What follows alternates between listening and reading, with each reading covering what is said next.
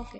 So இப்போ எனக்கு வந்து ஒரு காம்போனன்ட் இருக்கு அண்ட் அதோட 4 வேரியன்ட் இருக்கு. நான் எல்லாமே கிரியேட் பண்ணி வச்சாச்சு. இப்போ என்ன பண்ண போறோம்னா எல்லாத்தையும் செலக்ட் பண்ணி கிரியேட் காம்போனன்ட் கொடுக்க போறோம். ஸோ இங்கே ஃப்ரேம் பக்கத்தில் இங்கே இருக்க கிரியேட் காம்போனன்ட் செட்னு கொடுத்தோம்னா இது எனக்கு ஒரு காம்போனன்ட் செட்டாக சேஞ்ச் ஆயிடும். ஓகேவா? இப்போ நம்ம என்ன பண்ண போறோம்னா ப்ரோட்டோடைப் பண்ண போறோம். ஸோ எல்லா ஃபுட்டையும் நான் வந்து ப்ரோட்டோடைப்க்கு சேஞ்ச் பண்ணிக்கிறேன். கிளிக் பண்ணி கிளிக் அண்ட் ட்ராக். நீங்க எங்கிருந்து ட்ராக் பண்ணாலுமே எல்லா ஃபுட்ஸும் ட்ராக் ஆகி இந்த கண்டெய்னருக்கு வரும். ஸோ ஆன் கிளிக் இல்லைன்னா வைல் ஹோவர்.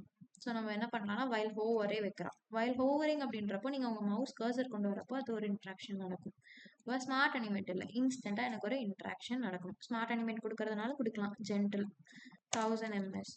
ஓகேவா? நெக்ஸ்ட் இந்த 99 ஸ்டோர்னு இருக்கிற இந்த கிரே கலரில் இருக்கிற எல்லாத்தையும் கிளிக் பண்ணி நீங்கள் கொடுத்தோன்னா hovering smart animate gentle. So heat இது எல்லாத்தையும் கிளிக் பண்ணி கண்டெய்னர். ஓகே, இப்போ நான் என்ன பண்ணியிருக்கேன் அப்படின்னா இங்கே எல்லாமே நான் வந்து ப்ரோட்டோடைப் பண்ணியாச்சு. இப்போ என்ன பண்ணலாம்னா இந்த காம்போனன்ட் டிசைனை கிளிக் பண்ணி மெயின் டிசைனை கிளிக் பண்ணி இங்கே பேஸ்ட் பண்ண முடியும். கண்ட்ரோல் ஷிஃப்ட் ஆர் கொடுத்தா ரீப்ளேஸ் ஆகிடும். ஓகேவா? இப்போ நான் ப்ரிவியூ பண்ணி காமிக்கிறேன். தெரியுதா? ஓவர் ஆகிறப்ப எனக்கு இங்கே ஒரு எஃபெக்ட் இருக்கு இல்லையா? ஓகே, ஸோ இதுதான் வந்து ஓவரிங் எஃபெக்ட்.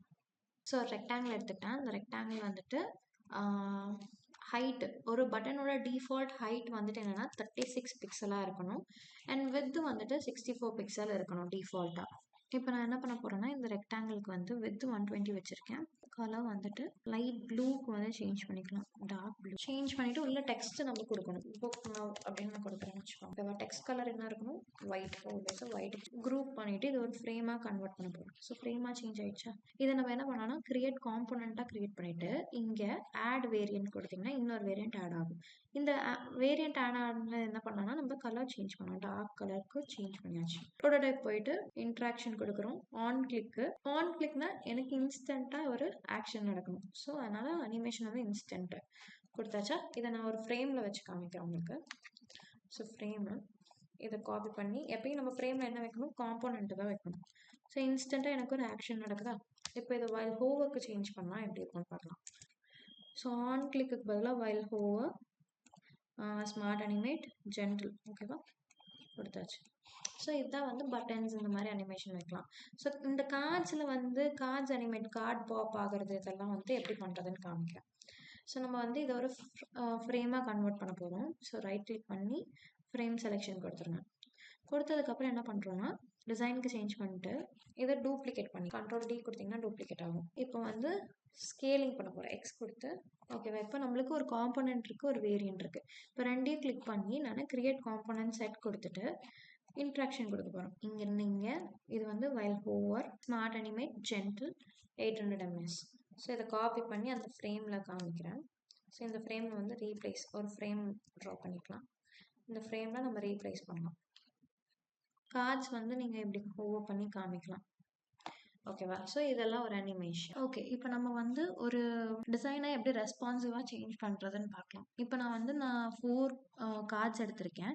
இந்த கார்ட்ஸை வந்து நம்ம மொபைல் ஸ்க்ரீனுக்கும் வெப்சைட்டுக்கும் எப்படி வந்து ரெஸ்பான்சிவாக சேஞ்ச் பண்ணுறதுன்னு பார்க்கலாம். ஃப்ரேம் மொபைல் ஸ்க்ரீனோட ஃப்ரேம் வித் வந்து 360, ஹைட் வந்து 800. ஓகேவா?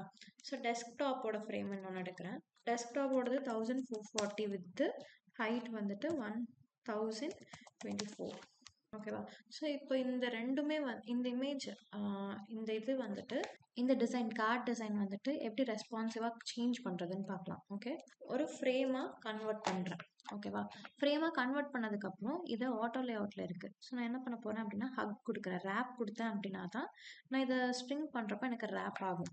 ஓகேவா? ஸோ நான் ரேப் கொடுத்துட்டேன். இப்போ இங்கே வந்து என்னென்னா வித்து வந்துட்டு 1352 இருக்குது. ஸோ நான் 1440க்கு சேஞ்ச் பண்ணி வச்சுக்கிறேன். ஓகே, இப்போ என்ன பண்ண போகிறேன்னா ஹக் கண்டென்ட் கொடுத்துட்டு ஹக் கண்டென்ட்டில் 1440 கொடுக்குறோம்.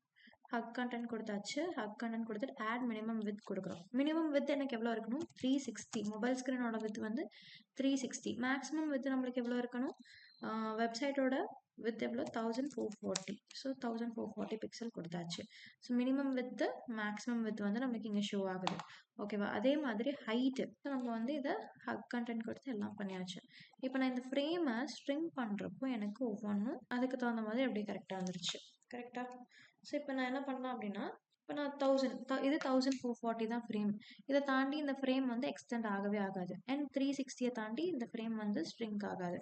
ஸோ நம்ம வந்து இந்த வெப்சைட் ஃப்ரேமில் வந்து நம்ம அதை ப்ளேஸ் பண்ணி பார்க்கலாம்.